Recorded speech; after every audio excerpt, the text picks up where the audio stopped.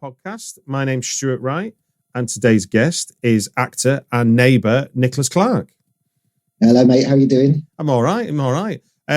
Thank you for doing it on Zoom. I know the temptation, and I should say for the listener, we live about 4 streets away in reality. Yeah. We live in Leighton, but, you know, in this day and age of Omicron and stuff, it just is a lot easier and safer to not risk that one for a biscuit and do the podcast like I would do if I was talking to you in LA. Yeah, that's true. I mean, we live our lives through these tiny little windows now, don't we? We do. Even more tiny now of shared screen. So we've not come here to talk about yours and mine logistics. We're here to talk about a film that you star in called Fixed, directed by Jez Alsop and written by Ryan Davis.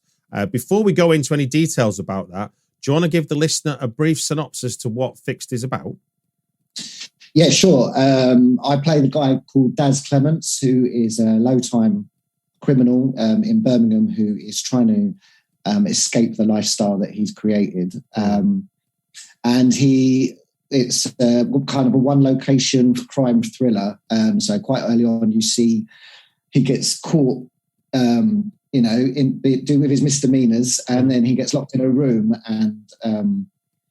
and the main guy is coming to sort him out, basically. And it's a kind of like a fight against time, a fight to fix his life, and it's a sort of like what's the word? So it's it's just like Daz's journey to get. Yeah, he's got somewhere to be, but he's also got another part of his life which is nothing to do with being a criminal, which creeps up on him while he's in the dilemma of trying to elope to a foreign country. Yes. Indeed. Yeah, he's trying to get to Spain, that kind of old adage. He's trying to get to Spain, but there's other parts of his life that he needs to fix, and that becomes a thing to fix while trapped in a cupboard in a warehouse. Yes, that is exactly it. Well done, Stuart. Yeah, thank you. Well, yeah, it's very good, and you are the leading man in Fixed. Yes. So congratulations on that front. You must have been really excited to get a role like that. I was incredibly excited. Yes, I'd worked with Ryan and Jez before on a short in 2018, and it was great to kind of like be reconnected with them again and do something on a much larger scale. So yeah, it was great. Cool. That's nice. So what we're going to do is we're going to look back on your experience of making the film using my fantastic 5 times 5 minutes format. Yeah. Which for those that haven't, and for your benefit again, Nick has been very kind enough to give me 5 agenda items for us to tackle. And we'll be doing that against the clock. And every time, and for the listener, every time that we reach the end of 5 minutes, you will hear. Now, I'm not a fascist, and we won't be holding him to that time completely, but it does give us a chance to make sure we cover all the ground that Nick has given me to cover, rather than 1 for 5 minutes and then 1 for 20 minutes and then 4 for 5 minutes. So it's just a little jeopardy to the show, but that's the way it's going to work. That sound all right, Nick? That sounds good to me, mate. Before we do go into this, let's tell people, how can they watch Fixed? So yeah, you can watch it in this country on all good streaming sites. So Amazon Prime, Sky Store, Google Play, iTunes, and it's just been released in the US on the 25th of January. Brilliant. Congratulations there. Over there. Thank you. Yeah, and I believe it's been sold to Poland as well, but I don't think it's available in Poland at the moment. Okay, cool. So let's start then. I'm going to start the clock on the first go. And your first item is shooting during lockdown. Birmingham was in tier 3 and you had 1 location.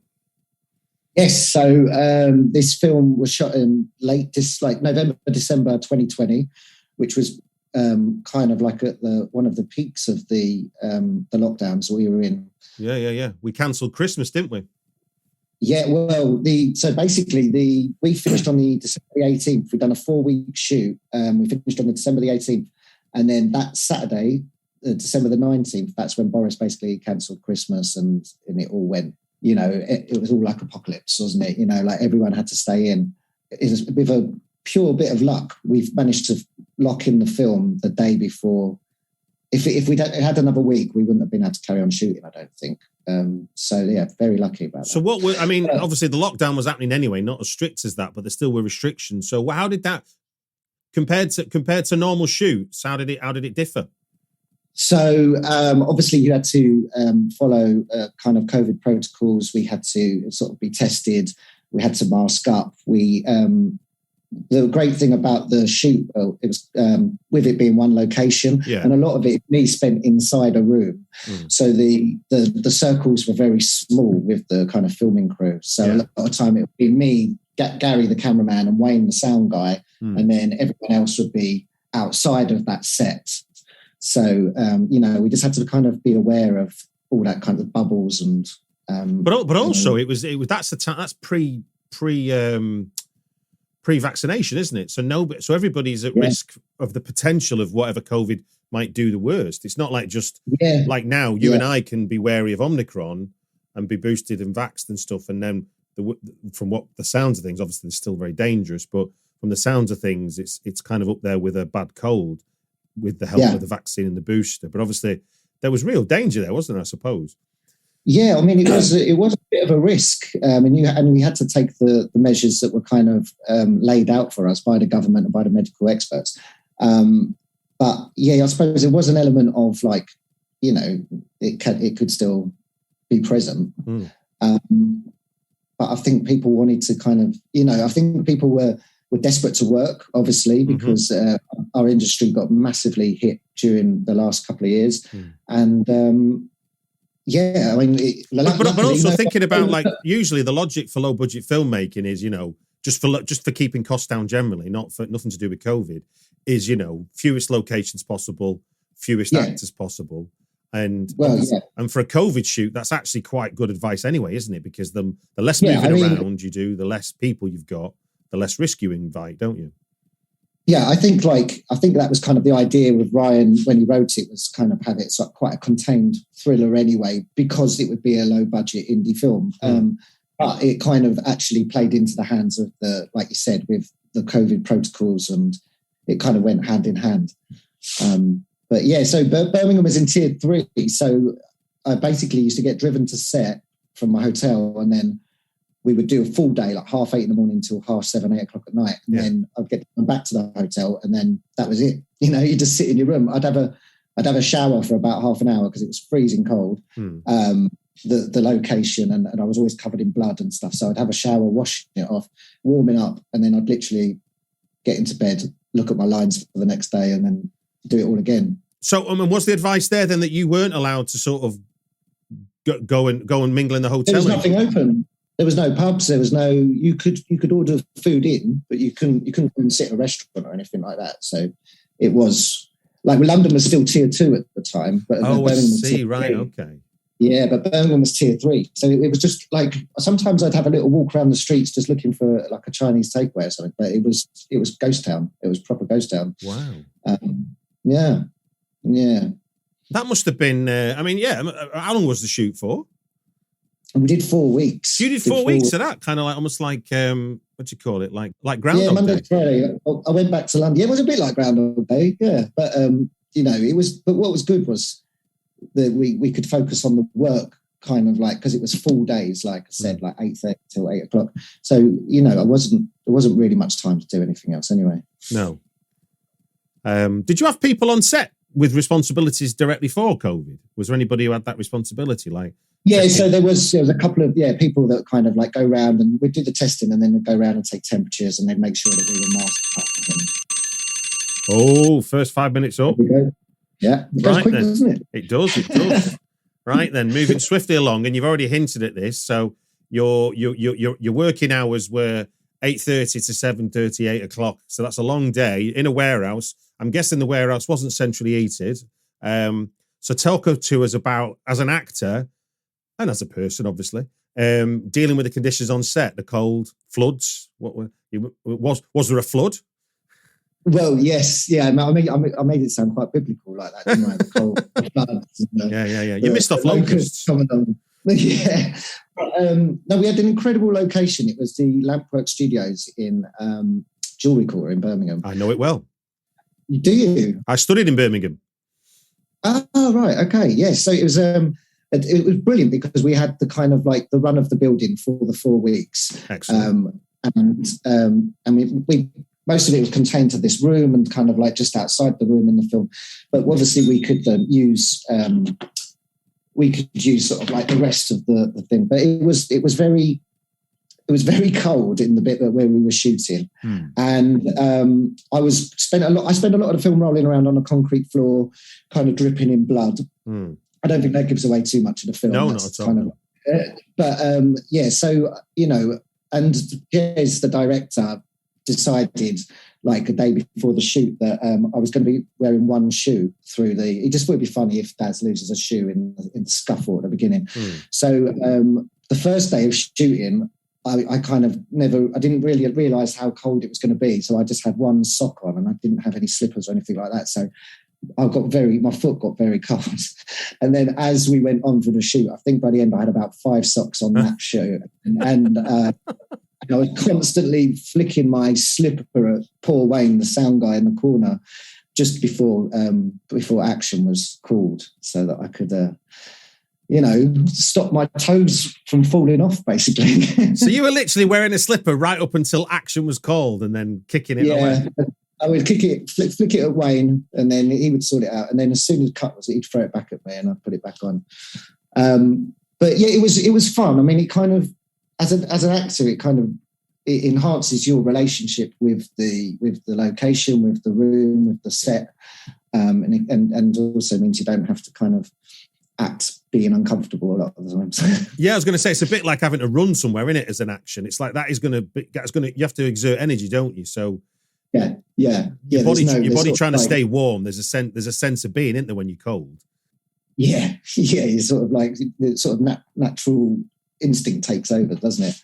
But we mentioned the floods. We a couple of times it rained really bad, and it just sort of the drains got blocked, and then the water came up.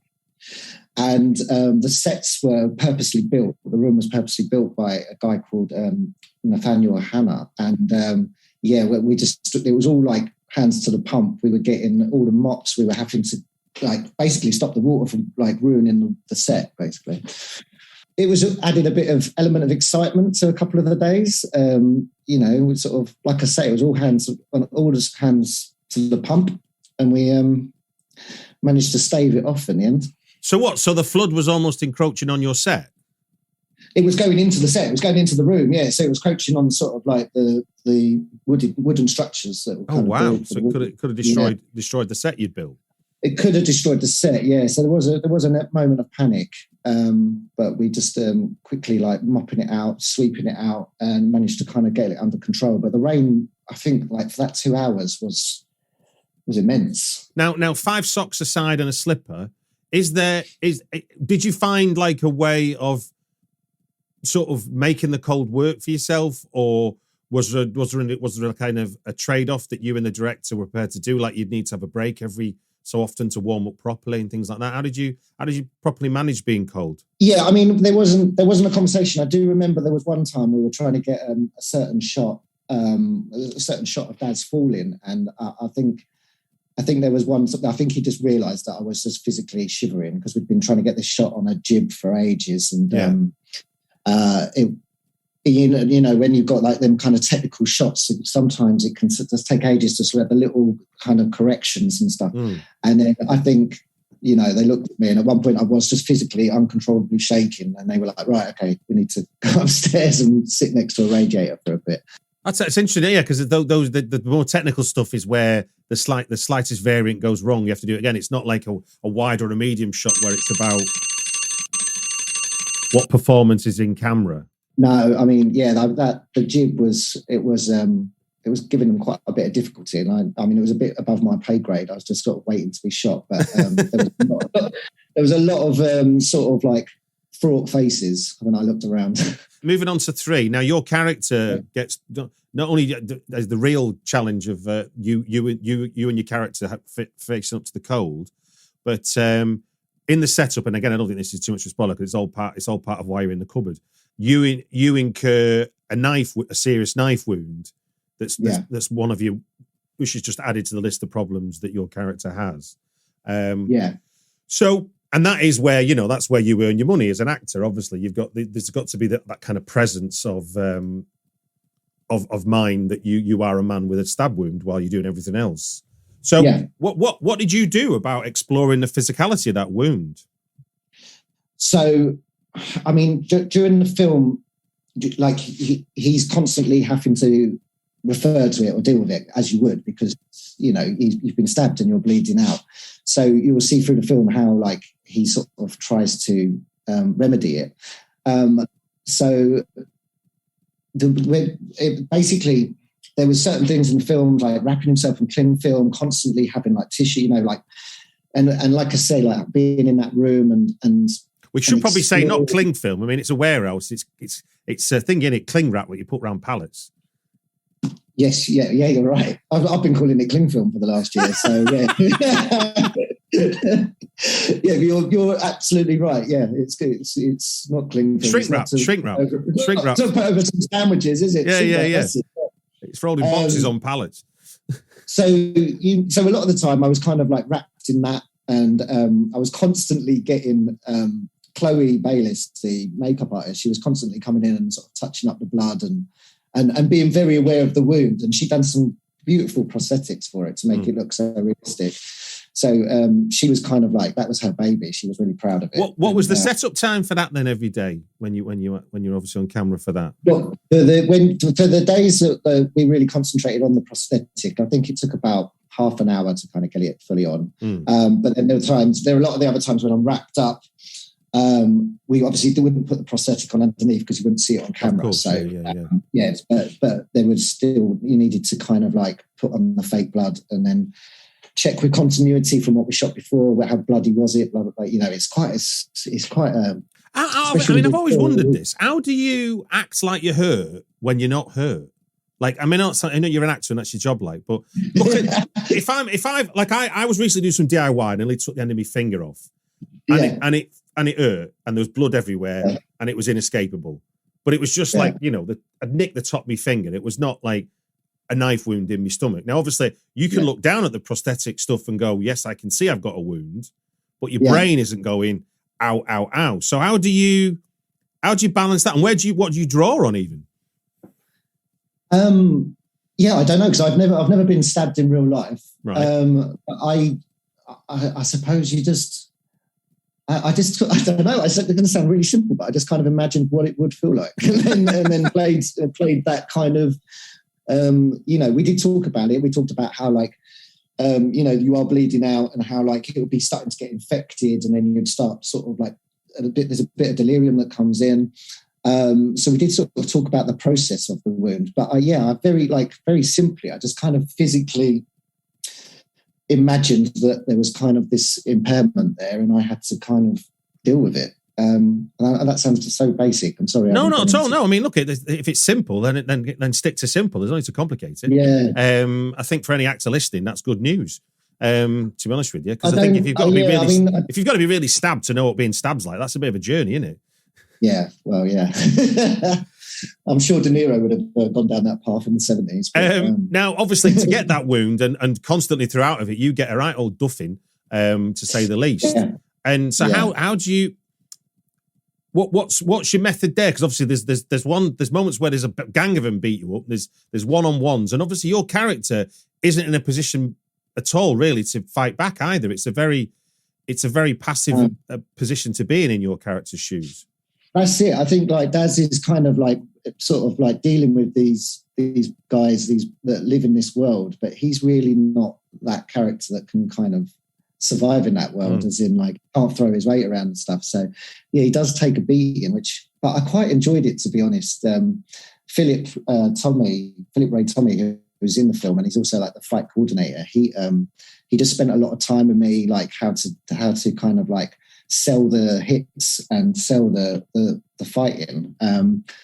It was I really enjoyed it, because I've done quite a bit of filming in my career, but I've never really kind of had that physicality, that experience, that fight kind of experience. So it was fun. Yeah, and he really kind of took his care and he kind of plotted it out and he sort of made it look as realistic as it is. So it's very much for you. It's like learning a dance as much as it is. Yeah, definitely. Yeah, it was a choreography. Yeah. It was just a lot of getting pulled around on a concrete floor. But, I was going to say, I mean, how do you? I mean, just as one last thought on that. So presumably you still end up getting bumps and bruises. You can't fall that lightly on a concrete floor. You do, but Phil's got some great kind of equipment that helps with that. Especially the best thing was, I've never seen it before, it's like a turtle shell. So you put it on underneath your shirt, and it's got a hard back.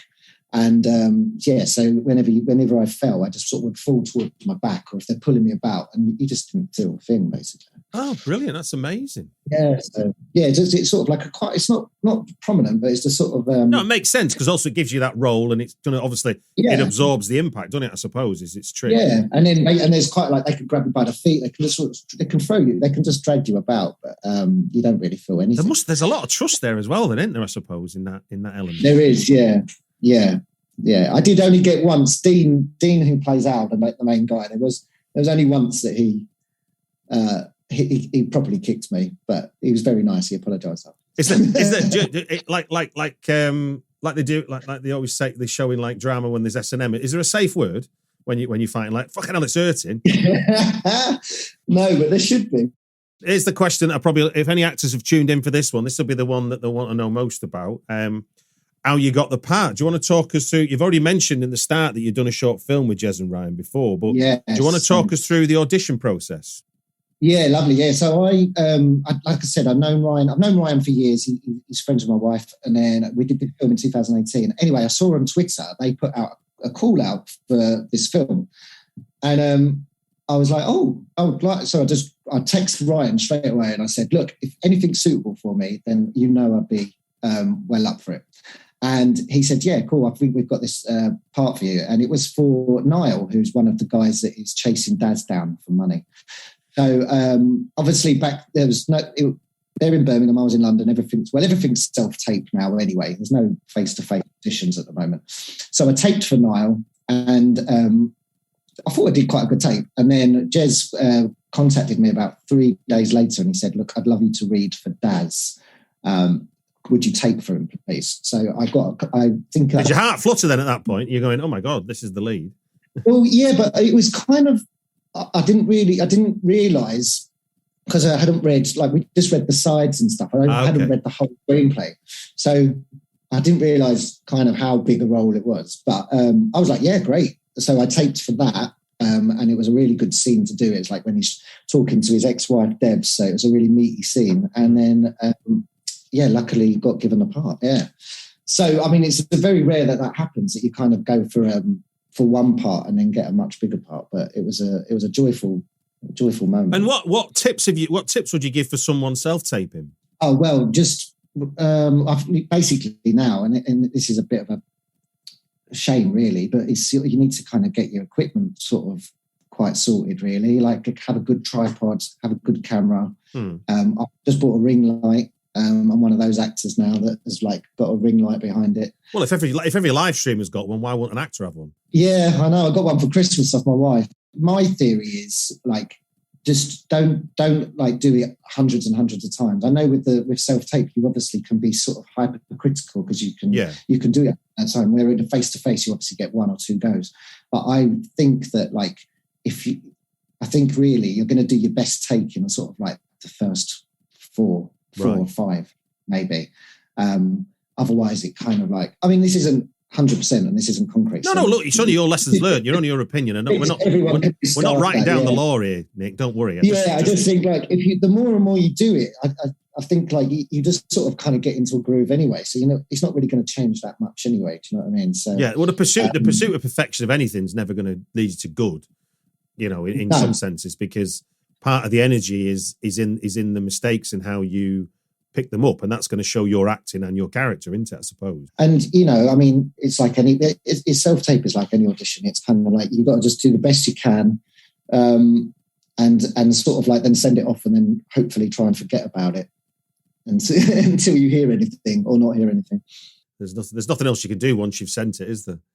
I mean, it's interesting you say there about, getting, look, a decent iPhone is 4K now, innit, and things like that. So there's not like, you need mega equipment. You just need to make sure you're using reasonably up-to-date equipment that you might. No, yeah, you're probably right, actually. Like, that's probably a bit of a bum steer on that.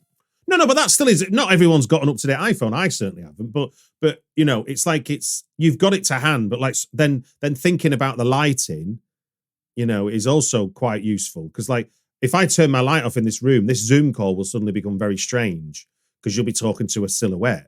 And obviously, if you try to self-tape in bad light, you're not really showing yourself to have a clue of what you're doing as much as your performance, but also the idea of the relationship between the camera and the actor.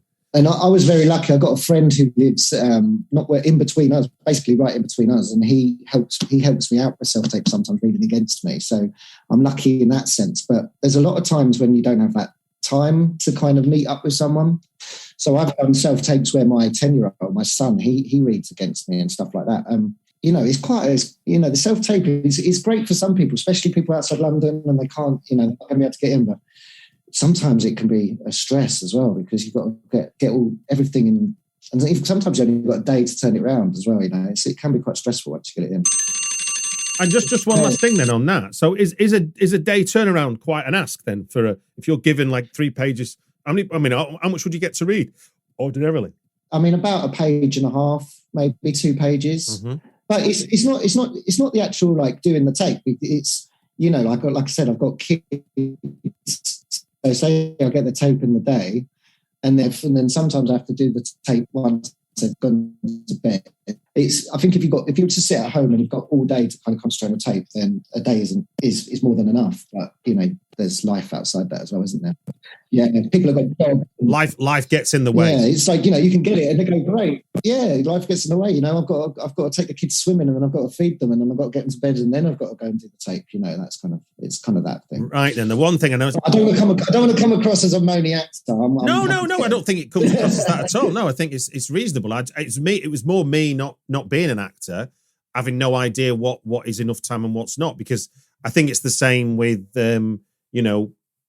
you've got 3 weeks to send something in, or you've got a day to send something in. As a writer, you're kind of like, well, which would I prefer? Because in a way, 3 weeks I could spend driving myself mad, whereas there's only so much I can do in a day. So you can kind of, there's always more time doesn't always mean better. In some sense. Pressure sometimes, it creates a better work, doesn't it? Exactly. Nothing like a deadline, as they say. Yeah. Right then, one of the main reasons for wanting to talk to you and knowing you for as long as I have is that you were the lead role in this. So do you want to talk us through, from the moment you were cast as lead, what was the prep like? Because obviously it's a big step forward for you, and important, because obviously it's a chance to make your mark, because you're the person everyone's going to see when they see this film. So what was the prep period like for you once you've been cast? So there's I think I'd been cast sort of like a month before we started shooting, and and I, like I said, I got the phone call, and for about an hour I was extremely happy. I was elated, rang my wife, and then after that hour I was like, I'm the lead in this film, and 90% of the film is me kind of and my struggle. So the realization did kind of like come to me. So a few days later I rang Jez and the director, and I just sort of like said, look, I'm just a bit not concerned, but I was like, it's a lot of pressure, isn't it? Sort of just trying to like basically offload my worries to him. And he was really good with me, and he just said, look, we're going to all do this as a team, and we're going to do it together. So the first week of filming, there was the first 4 days of filming, there was no other actors in, there was just me. And we did a lot of the scenes where he's in the room, and a lot of the scenes where he's trying to find the remedies for the cut, and he's trying to work out the lock. And so basically it was really great, because he gave me time to build that relationship with the set, with the room, and with the world that I lived in, before kind of there was like any kind of meaty kind of like dialogue scenes or kind of like the big action scenes. They all kind of came later on, but I got a lot of time to kind of breathe in the space and build that relationship, which helped me immensely. Yeah, because your role is not just that you're 90% on screen, but actually emotionally and physically, you've got a lot of room to work, haven't you? Because on the one hand, there's the surface stuff, which is low-level criminal tries to pull one over people who he can't possibly beat, and they catch him, and so therefore there's a man trapped, and therefore he's trapped for doing a bad thing. But then there's all the other aspects of your life, which are more emotional things to draw on. Which if you've not nailed the character, you're kind of fighting, aren't you? You're fighting thin air, then, aren't you? Because a lot of your then character growth beyond the you versus the other bad guys is you talking to somebody on a phone or talking to someone on a screen. It isn't face to face with someone. So how did you manage that? So I mean that kind of was difficult in the way it was done, because a lot of the times when I shot my end, I obviously just had someone reading their bit from the other side, and then when the actors did come in, they filtered in through the 4 weeks. We would do the same with them. They had to kind of like shoot their bit, and then I would read against them. So that was quite difficult in some sense, but I just trusted the writing, and I just trusted Ryan's words, and kind of. So hold on, just let's go back a second then. So when you were talking to your friend who's got the scooter, who's going to go to your lockup, when you filmed the bit I'm watching you talk to the phone, you're probably talking to a black screen then, are you, at that point? I was talking to a black screen, and I just had someone with a script on the other side of the wall reading the words, Oh, wow. And then he came in and did his bits, like he came in for, it was Nazaro, he came in for like 2 or 3 days. Yeah. And then we sort of filmed all his bits, and then I read against him. Yeah. So it was a bit disjointed, but it was like that's the way they did it, But it makes sense, doesn't it? Because technically, the film's got to see the screen, and that's not the easiest thing to show on a camera in real time. And then we had to kind of like basically do a lot of the shots just over my shoulder, filming the phone with Nazaro on the other side. Right? So, And then, so the phone calls, then were they? Because obviously, when it's just a phone call, that's a voice we can hear, not a face we can see. Yeah. Was that done with the actor, or was that done with you acting with a person in the room? There was when Bonnie came in, who plays my girlfriend. Yeah, they built a little studio just behind the other back of the wall, so we actually got to do it like as a scene, which was really nice. Okay. So she had a microphone set up in sort of like big black curtains to kind of dampen the sound, and then I was in the room, and that was almost like a scene, but we couldn't see each other. But a lot of the other ones were just, they were kind of, a lot of the voices were put in afterwards. So I didn't hear the real voice until I saw the film. Well, look, that leaves me, that's our 5. So we'll have a finish off conversation. But just remind people, we've talked about shooting in lockdown, Birmingham Tier 3, dealing with the cold, exploring the physicalities of the wound and having fights with people, the audition process and the pressures, it's sort of to be careful what you wish for, but then obviously working with people that understand you and want to help you achieve success being the lead as much as you want to achieve success as lead. Yeah, I mean, everyone on that team basically, did everything they could to kind of help me in that journey. So it was great. Fantastic. So just tell me then, when you have, bear in mind what we just talked about there, with so much of it that you couldn't have known what it might come across as. How did it, when you first watched it, how did it come across to you then, like Daz's dilemma? Well, when I first watched the film. Yeah. When you saw the finished film, what was it? What is? Yeah, I mean, I was obviously immensely proud and excited to see it. But when you're watching it, there's just like that big knot in your stomach, because I was just worried that, was I going to be any good? I knew the film would be good, but was I going to be any good? And like I said earlier in the chat, because I was in it 90% of the time, I was worried.